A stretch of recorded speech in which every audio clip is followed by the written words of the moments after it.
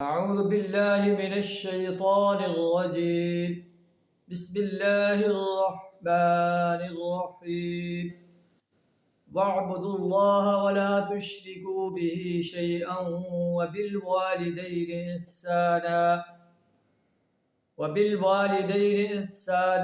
وبذي القربى واليتامى والمساكين والجار ذي القربى والجار الجنب والصاحب بالجنب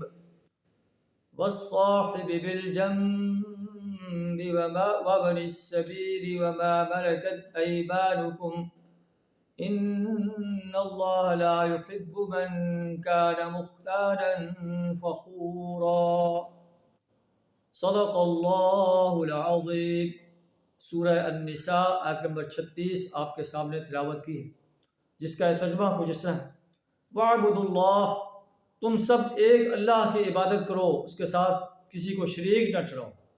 والدین کے ساتھ احسان کا سلوک کرو، قریبی رشتہ داروں کے ساتھ، یتامہ مساکین کے ساتھ، اور رشتہ دار جو ہمسایہ ہیں ان کے ساتھ، اور جو اجنبی ہمسایہ ہے، جو پہلو کا ساتھی ہے، جو مسافر ہے، اور غلام لونڈی، ان سب کے ساتھ احسان کا سلوک کرو. اللہ ایسے انسان کو پسند نہیں کرتا جو مغرور انسان ہے اور بڑا فخر کرنے والا ہے، جو لوگوں کو بخل کا حکم دیتے ہیں اور خود بھی بخل کرتے ہیں. اللہ نے جو انہیں عطا کیا ہے اس کو چھپاتے ہیں. ایسے کافروں کے لیے ہم نے ذلت آمیز عذاب تیار کر رکھا ہے.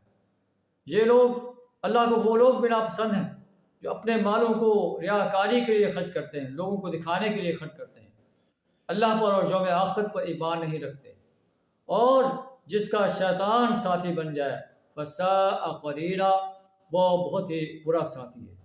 اللہ سے دعا ہمیں ان سنہری ہدایات کو اپنانے کی توفیق عطا فرمائے. وآخر دعوانا الحمد للہ رب العالمین.